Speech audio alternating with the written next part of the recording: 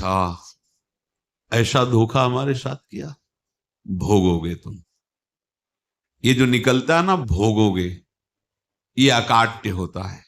क्योंकि किसी का भी हृदय, मान लो किसी भी जीव जंतु को आप कष्ट दें और उसका हृदय आह भर जाए, तो वो आह वज्र की लीक है, तुम्हें भोगना पड़ेगा। वो आह किसी की ना लेना जिंदगी। कोई ऐसा कोई आह भर करके कह दिया तुम समर्थ हो, हम तो कुछ कर नहीं सकते, और अंदर से दुख, फिर तुम्हारी सामर्थ्य काम नहीं करेगी, मिट्टी में मिला देगी। ऐसा नहीं कि आप जो कर रहे हैं कोई देख नहीं रहा, कोई हिसाब किताब नहीं, जो कर रहे हैं अवश्य में भोक्तव्यम, बहुत सावधान।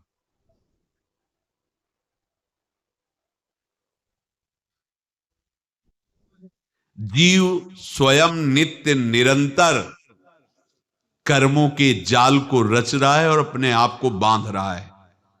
आपको मुक्त होना है, बंधना नहीं है। जीव का जन्म कर्मों के अनुबंध से होता है, कर्मों के बंधन से होता है, और उसको अपना ऋण चुकाना होता है। कर्मानुबंध ये बहुत सूक्ष्म विषय है। जैसे आप जिस परिवार में जन्म लिए हैं, तो उस परिवार के लोगों से आपका ऋण है, इसलिए उसी परिवार में आप आए हैं। और ऋणानुबंध उसको बिना चुकाए या बिना वसूल किए आप वहां से जाएंगे नहीं। आपको लेना है तो वसूल करना है, और देना है तो चुकाना है। ये पूर्व के जन्मों से निश्चित किया गया है। जैसे किसी के यहां पुत्र हुआ, जन्म से ही पैसा खर्चा शुरू हुआ, जो बड़ा हुआ तो उद्दंडता के द्वारा मार पूरे परिवार को क्लेश पर क्लेश देता चला जा रहा है। ये तुम्हारे कर्म का फल है। या ऐसे शक्तिहीन बुद्धिहीन ऐसे पागल पूरे जीवन सेवा करो, तुमसे अपना हिसाब चुकाने के लिए वो आया है। अब परिवार के जो सदस्य जुड़े आके, मतलब पत्नी आते ही पूरी हृदय में आनंद, परिवार में आनंद, और जीवन भर वो आनंद ही सुख देने के लिए उसका जन्म हुआ। वो अपना ऋणानुबंध मुक्त, और आते ही भयंकर क्लेश खड़ा कर दिया, बीच में दीवाल और झगड़ा वैसा, फिर अतरे दिन मारपीट शुरू, कलह अशांति, पूरा जीवन नरक हिसाब करने आए। यहां ऋण चुकाए बिना कोई जा नहीं सकता, ऋण चुकाना पड़ेगा। किसी का ऋण वसूल करना है तो किसी को ऋण चुकाना है, दोनों काम करने होते हैं। अनेक जन्मों में अनेक लोगों के साथ हमने जो बर्ताव किए हैं, अच्छे या बुरे, वो होंगे। अब किसी आदमी को हम जानते नहीं, अचानक मिला, अचानक टक्कर लगा और मार पीट गाली गुप्ता सब कर दिया, चुपचाप सह लो। क्यों? ये आपका हिसाब है, पूर्व का हिसाब। हमारा उससे कोई द्वेष नहीं, कोई संकल्प नहीं। अचानक घटना घटी और हमसे द्वेष करने लगा, हमें पीटने लगा, हमें गालियां दे, ये हिसाब है, चुपचाप सह जाओ। अपने घर का भाई ही भारी दुश्मन बन गया और क्लेश दे, हिसाब है। एक प्रभुदत्त ब्रह्मचारी जी की वाणी में पढ़ा था, एक महात्मा जी भ्रमण करते थे, तो उस समय असरफियां चलती थी, मोहरे असरफियां, तो उनको भेंट में देते लोग। तो या तो ठाकुर सेवा में लगे तत्काल, या संत सेवा में तत्काल लगे, उसका संग्रह करके डोलना ये ठीक नहीं है बैरागी के लिए, सिद्धांत में ये ठीक नहीं है। तो जब 2, 4, 6, 8 ऐसे मोहरे हुई, तो उन्होंने विचार किया कि और भ्रमण करके जब काफी मोहरे हो जाएंगी, तो प्रयागराज में जब कुंभ पड़ता है, एक बार पूरे सब अखाड़े के संतों को, अलग अलग संप्रदाय सब संतों को बुलाएंगे और सबको खुआएंगे। अब साधु है तो यही विचार करेगा, और क्या विचार करेगा। तो उन्होंने एक ऐसे डंडा बनवाया, बेंत, जो ऊपर से चूड़ीदार और भीतर पोला, और मोहरे उसमें डालते गए, और भ्रमण, जहां जहां श्रद्धालु भगत थे सबके यहां जाना, और इच्छा रखना कि एक मोहर तो दे ही दे दक्षिणा में। कामना कोई भी हो वो बांधती ही है, ध्यान रखना। इसीलिए प्रभु जो चाहे वो करे, अपनी चाह नहीं रखनी चाहिए, अपनी चाह प्रभु की चाह में मिला देनी चाहिए। धीरे धीरे वो छड़ी भर गई। भ्रमण करने वाले महात्मा चूड़ी लगाई, इंतजार करते रहे। जब प्रयाग का कुंभ पड़ा तो चले। तो रास्ते में एक गांव में पूछा जाता है, जैसे कहीं रुको कि कोई श्रद्धालु ऐसा है जो संत सेवी है। तो कुछ लोगों ने बताया, हाँ एक परिवार है बहुत संत सेवी है और आपको मिलाते हैं उनसे। हाँ ये महाराज घर में रुका,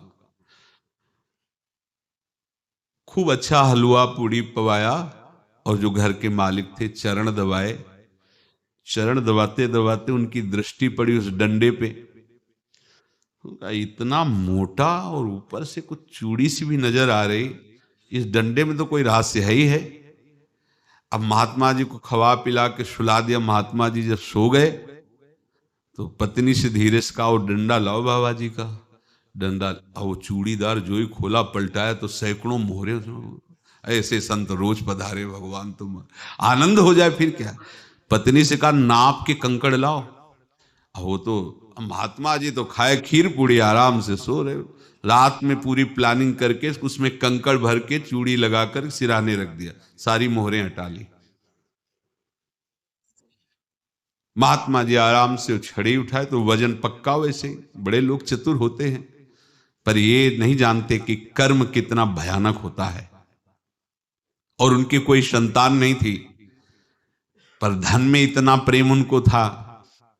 बहुत सावधान। साधु महात्माओं के पास जो अर्थ है, गृहस्थी अगर आता वहीं से है, पर अगर उसको जोर जबरदस्ती या किसी छल कपट से, तो वो उसका विनाश ही करता है। आज तक का प्रमाण है। अब उनको ये भाव पता नहीं होगा, या पता होगा तो लोभ के कारण वो उसको मान नहीं पाए होंगे। महात्मा जी गए प्रयाग में, किसी अखाड़े पर रुके और वहां प्रार्थना की कि कल जो है संपूर्ण अखाड़ों का निमंत्रण किया जाए और सब संतों को भोग पवाया जाए और उनको दक्षिणा भी दी जाए। महंत ने सोचा कि बहुत बड़ा है तो उत्सव है, क्योंकि प्रयाग में कितने हजारों संत महात्मा सब। तो उनका, महाराज बोरों इसमें चीनी और टीनों घी लगेगा, सब व्यवस्था। बोले आप मंगाइए, एक एक हिसाब हम करेंगे, हमारे पास सब व्यवस्था है। बोले कुछ तो पहले दे दो, वो इकट्ठे देंगे हम। उनको था कि अगर हम छड़ी खोला और दो चार मोहरे दी, किसी को पता लग गया तो गड़बड़ हो सकती। बोले हम भंडारे के समय आखिरी में सब कुछ आपको दे देंगे। ठीक है। वो अपने पास से पैसे लगाकर खूब जितना सामग्री सब लाए, लाखों की, और सब संतों को निमंत्रण कर दिया। संत जन निमंत्रित हो गए, भंडारा बन रहा है। तब वहां के महंत है और उनका देखो भंडारा भी बन रहा है, संतों को निमंत्रण। अब आप अर्थ की व्यवस्था कीजिए, क्योंकि इतनी बड़ी हमारी सामर्थ्य नहीं थी जितना हमने किसी तरह हमने व्यवस्था की। अब मुझे अर्थ चाहिए, तभी आगे की व्यवस्था बढ़ेगी। संतों को दक्षिणा देंगे और जिनसे अर्थ लिया उनको दे। देखो रसोई बन गई है सब। उनका, अच्छा तुम्हें विश्वास नहीं तो ये अभी चूड़ी खोली। उनको तो था ना कि मोहरे हैं, कंकड़। तो जैसे कितना उनको सदमा लगा होगा। हजारों संतों का निमंत्रण, रसोई बन, मतलब संत हो के छल कपट। तो उनका, महाराज आपने तो हमारा नाश कर दिया, जो महंत थे। अब बताओ, रसोई बन गई, संत निमंत्रित हो गए और आप ये कंकड़ दिखा रहे हैं हमको। आपने तो हमें बर्बाद कर दिया। हमारी इतनी सामर्थ्य नहीं थी, आप पहले बता देते। संत होकर ऐसा छल कपट। अब वो बोले तो क्या बोले, क्योंकि उनको पता था कि मोहरे हैं इसमें। अंदर से उनका चिंतन गया उसी सेठ के पास, अच्छा ऐसा धोखा हमारे साथ किया, भोगोगे तुम। ये जो निकलता है ना भोगोगे, ये अकाट्य होता है।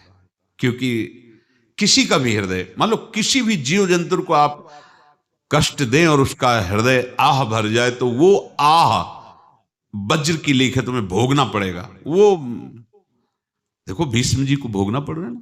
सांप को ऐसे धनुष की नोक से उठाया और बंबूल के कांटों के ऊपर फेंक दिया, कई दिन तक छेदा हुआ, वो आह भर करके मरा। तो आपको 6 महीने बाणों की सैया पर आह किसी की ना लेना जिंदगी में। कोई ऐसा कोई आह भर करके कह दिया तुम समर्थ हो, हम तो कुछ कर नहीं सकते, और अंदर से दुखी, फिर तुम्हारी सामर्थ्य काम नहीं करेगी, मिट्टी में मिला देगी। फिर ये तो संत थे, और भगवत आराधना के लिए, संत आराधना के लिए ही ऐसा किए हुए थे। अब इनका कैसे मुंह दिखाएं? अब क्या करें? सुबह संत जन आएंगे, सबके बीच में हमारी कि देखो इन्होंने, अब क्या करें? गए और संगम में जाके छलांग लगाई, अपने प्राण त्याग दिए। अब उनके तो पास मोहरे थी और व्यापार बढ़ा, और 9-10 महीने बाद ही लड़का हुआ। अब तो उनको कि संत फलीभूत हो गया, देखो व्यापार चल रहा, लड़का नहीं होता था, लड़का भी हो गया, बड़ा आनंद छा रहा है। जब से वो प्रकट हुए और धन की वृद्धि शुरू हो गई, पढ़ाई लिखाई में उनके खर्चा हुआ सब, बस बीमारी शुरू हो गई उनके शरीर में, अब उसमें पैसा जाना शुरू हुआ। इतने आसक्त तो वो दोनों हो गए कि कुछ भी हो, व्यापार ठप, संपत्ति बेचना शुरू। तो उन्होंने कहा कि बेटा मैं क्या कर सकता हूं तुम्हारे लिए? बोले हमारी अंतिम इच्छा है, प्रयाग चलो, और जितने प्रयाग में संत महात्मा सबको एक बार भंडारा करवाओ, हमारी इच्छा अंतिम है, क्योंकि अंतिम यही इच्छा थी। तो बोले अब ज्यादा संपत्ति तो नहीं रह गई, तो बोले घर बेच दो, मेरे लिए ही तो है, बेच दो, मुझे लगता मैं बचूंगा नहीं, पर मेरी अंतिम इच्छा पूर्ण कर दो।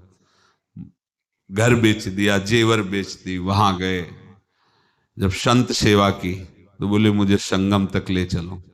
संगम तक ले गए और बोले समझे, तुम चुराए थे और हमने उसको छीना है, कुछ नहीं रह गया तेरे पास कुछ, अब केवल ममता और आसक्ति में जलकर मर और नरक प्राप्त कर। मैं वही महात्मा हूं जिसकी तूने मोहरे ली थी, शरीर छोड़ दिया।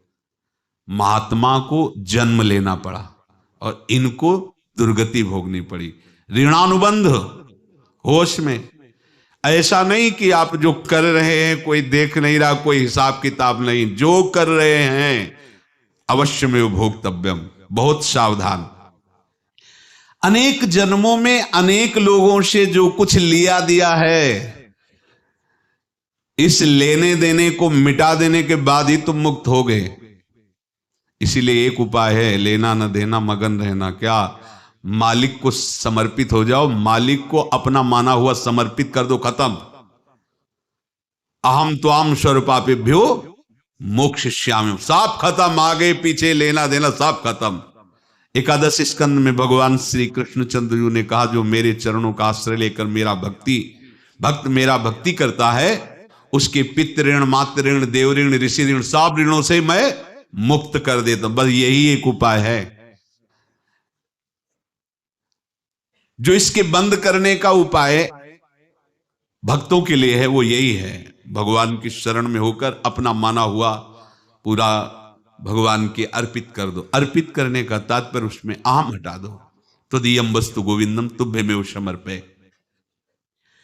जिनसे तुमने सेवा करवाई है उनकी सेवा करनी पड़ेगी, जिनसे तुमने जो कुछ लिया है उनको देना पड़ेगा। ये लेने देने का व्यापार जब तक समाप्त नहीं होगा तब तक तुम्हारा जन्म मरण चलता रहेगा। अब आपको यहां समझना है, यदि आपसे किसी ने पैसे लिए बेईमानी करके नहीं दे रहा है तो आप उसको गाली मत दीजिए, आपने बेईमानी की थी इसलिए आपकी बेईमानी हुई है, ले गया, कोई बात नहीं है, बंधन से मुक्त हुए, जो बोझा था चला गया। उसको ऐसा ना देखे कि ये बेईमान हमारे रुपए मार लिए, अब जो कुछ होगा देखेंगे। अगर आप आगे नया कुछ करते हैं तो फिर आगे का हिसाब आपको भोगना पड़ेगा, ध्यान रखना। ऐसा नहीं है कि आपको भोगना नहीं पड़ेगा। एक ही उपाय है कि अब जो शरीर धारण किए इसी में जो भोग ले, आगे ना होना चाहिए। तो क्या करे? सर्वतो भावेन भगवान की शरण ले ले। ये तो सर्वाणि कर्माणि मयि सन्न्यस्य मत्पराहा अनन्ये नैव योगेन माम ध्यायन्तु उपासते तेषामहं समुद्धर्ता मृत्यु संसार से। ये बड़ा कठिन है पार होना, कोई छोटी मोटी बात है। एक महात्मा बाल्यावस्था से भजन करते थे, शालिग्राम भगवान पास रखते थे, और उन्हीं की आराधना करके बस पाठ नाम जप और भ्रमण करते थे। यौवन अवस्था थी, गंगा जी के किनारे अपने ठाकुर को विराजमान करके स्नान करने के लिए कपड़ा ही उतार रहे थे कि 90 लोग आ गए, भाला तलवार सब ले, मारो मारो इसको मारो, घेर लिया। तो उन्होंने हाथ जोड़कर कहा हमने क्या अपराध किया, कोई सुन ही नहीं रहा। तो उन्होंने कहा मार तो डालोगे ही आप, 90 लोग, हम कोई अस्त्र शस्त्र तो लिए नहीं, एक बार हमें गंगा में डुबकी लगा देने दो और अपने ठाकुर को स्नान करा देने दो, फिर इसके बाद आप मार देना। भगवत इच्छा से वो लोग रुक गए, स्नान किया और अंदर से प्रार्थना की, प्रभु ये क्या लीला है आपकी, आपके सिवा मेरा कोई है नहीं और ये मुझे मारना चाहते हैं। तो भगवान ने जानते हो क्या कहा उनके अंतर में, तुम मेरे में ध्यानस्थ हो करके शरीर को छोड़ो, ये लोग मारेंगे, ये मेरे भजन का फल है कि तुम्हें 90 जन्म नहीं लेना पड़ेगा, एक ही जन्म में 90 मिलके, तुमने 90 हिंसा की थी पूर्व में, तो तुम्हें 90 बार जन्म लेना होता और एक एक करके मारते। ये मेरे भजन का प्रताप है कि एक बार में ही 90 का हिसाब हो जाएगा। तुम आंख मूंदो, मेरे ध्यान में मगन रहो, मेरे प्रताप से तुम्हें कोई चोट नहीं होगी और स्वाभाविक मूर्छा अवस्था में प्राण तुम्हारे छूट जाए। ऐसा ही हुआ, ऐसा हुआ। तो ये बात समझ लो कि ये जो कर्मानुबंध है, ऋणानुबंध है। आप देखो, अगर शाप महात्माओं ने दिया कि तुम्हारे वंश का इससे विनाश होगा, तो भगवान भी परम धाम जा रहे तो उसी कील से, बाण की नोक में जो मछली लील गई थी छोटा कण, उसी से की नोक बनाई और उसी नोक को प्रहार किया, भगवान के श्री चरण में वही बाण की नोक लगी और भगवान ने स्वीकार किया ना। भगवान का बड़ा लीला विचित्र है। अगर छुप करके उधर रामावतार में बात, तो इधर ऐसे स्वीकार किया है भगवान ने। ऐसा कहीं नहीं दिखाया कि मैं भगवान हूं तो मैं अपने लिए, ऐसा नहीं दिखाया। नारद जी का हित किया पर नारद जी ने शाप दिया तो भगवान ने स्वीकार किया। बंदरों ने ही सहायता की, जैसा बोले थे वैसा। ये लीला इस शरीर में भोगनी पड़ेगी, हाँ ज्यादा को कम में भुगता देंगे, पर अब अगला शरीर ना मिले इसके लिए सर्वतो भावेन भगवान के आश्रित हो जाए। जैसे आपने दुकान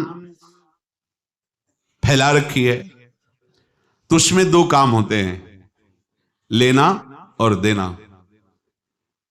किसी को उधार दिया है तो हमें उसे लेना है, और कोई नगद देकर सामान ले रहा है तो उसे सामान देना है, या उधार लिया है तो हमें उधार देना है।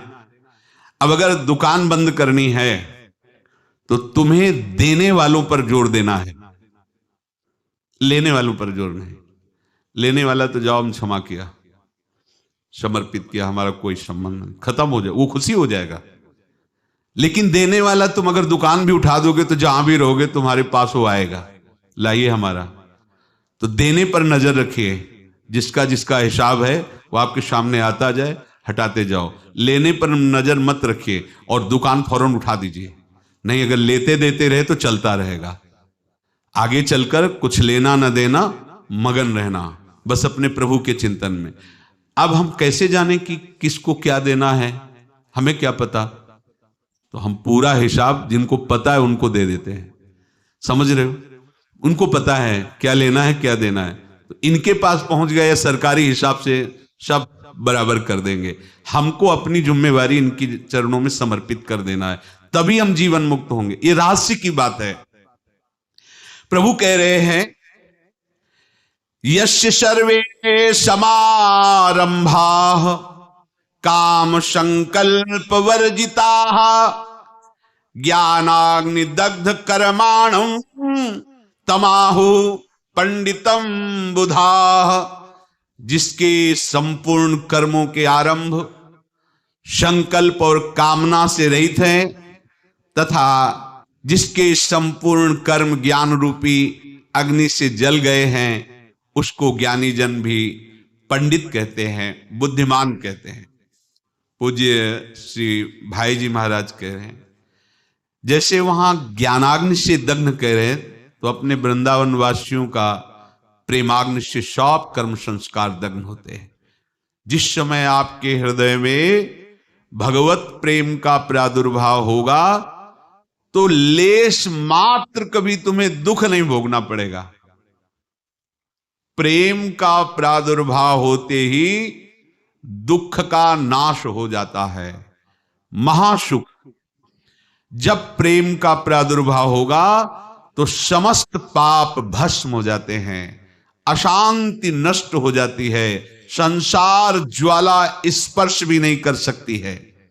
जब भगवत प्रेम का प्रादुर्भाव होता है तो हो सकता है उस उपासक के जीवन में दुखों का पहाड़ टूट पड़े, परिवार खिलाफ, शरीर रोगी, अव्यवस्था, बहुत बहुत कुछ, सब कुछ। कह रहे हैं इतना सब होने पर भी उसके हृदय में कोई भी दुख नहीं होता। ऐसा सामर्थ्यशाली भगवत प्रेम है। भगवान के चरणारविंद का जिसके हृदय में प्रेम है, भारी से भारी दुख भी उनको विचलित नहीं कर सकता। राधे राधे सभी को। अगर आपको हमारी वीडियो अच्छी लगती है तो हमारे चैनल को लाइक, सब्सक्राइब, शेयर जरूर करें और हमें बताएं कि अगली वीडियो आप किस टॉपिक पर देखना चाहते हैं।